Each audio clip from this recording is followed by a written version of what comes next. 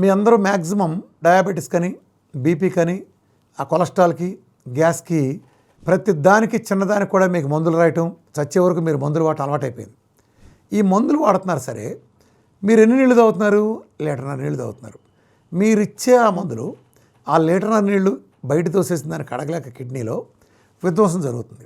ఒక శుభముహూర్తాన ఈ పాడు చేస్తే మీకు 1.5 2 క్రియాటిన్ చూస్తారు. చూడగానే మీకు చెమటలు పడతాయి. వెంటనే డాక్టర్ దగ్గరికి వెళ్తారు. మీరు ఏ సమస్య వచ్చింది, అసలు మీకు ఎందుకు పోయింది కిడ్నీ? మీరు మందులు ఎక్కువ ఇస్తున్నారు, నీళ్లు తక్కువ ఇస్తున్నారు. ఈ సమస్యతో మీరు డాక్టర్ దగ్గరికి వెళ్ళారు. ఆయన ఏం చేయాలి? నీళ్లు తక్కువ తాగారు కాబట్టి వచ్చింది కాబట్టి నీళ్లు పెంచాలి. మందులు ఎక్కువ వేసుకున్నారు కాబట్టి కిడ్నీ పోయింది కాబట్టి మందులు తగ్గించాలి.